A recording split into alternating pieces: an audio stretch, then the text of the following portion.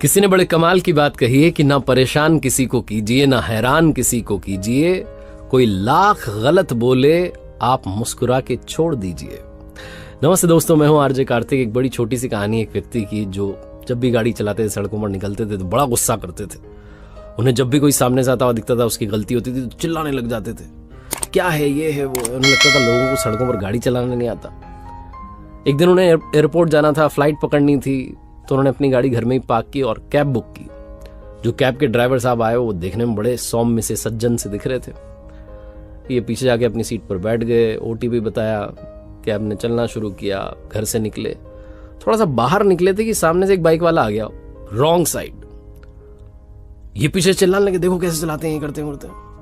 Cab वाले driver साहब कुछ नहीं बोले, वो मुस्कुराते हुए आराम से अपना गाना गुनगुनाते हुए चला रहे थे गाड़ी। एक दो सर्कल क्रॉस किए तो नो पार्किंग में से एक कार वाला निकल करके आया और इनकी गाड़ी के ठीक सामने आ गया। अगर टाइमली ब्रेक नहीं लगता तो इस कैब की टक्कर उस कार से हो जाती, बड़ा एक्सीडेंट हो जाता।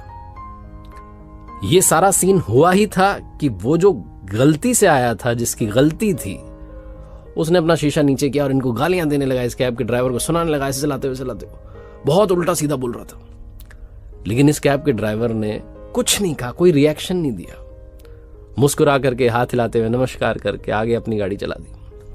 एयरपोर्ट की तरफ पहुंचने वाले थे। जो पीछे बैठे थे भाई साहब, जो सड़कों से बड़े गुस्से में रहते थे, सड़क पर लोगों से बड़े गुस्से में रहते थे, उन्होंने कहा कैब वाले से कि भाई साहब एक बात बताओ, पहले बाइक वाला आया, आपने कुछ नहीं कहा, कोई बात नहीं। अब की बार तो मेजर एक्सीडेंट हो जाता, हम हॉस्पिटलाइज्ड हो जाते, हमें चोट आ जाती, आपने तब भी कुछ नहीं कहा।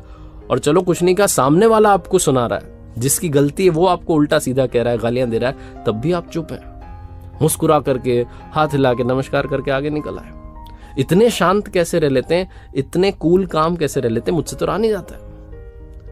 वो कैब के ड्राइवर ने जो कहा वही लाइफ का मैसेज है, वही लाइफ का संदेश है। उसने कहा कि भाई साहब, ये जो लोग होते हैं ना, जो गलती से आते हैं, गलतियां करते हैं और उल्टा हम पर गुस्सा निकालते हैं। आपने वो कचरे का ट्रक देखा है, कचरे की गाड़ी देखिए, उसमें जब कचरा और ऊपर तक भर जाता है तो कचरा क्या होता है, इधर उधर गिरता चला जाता है।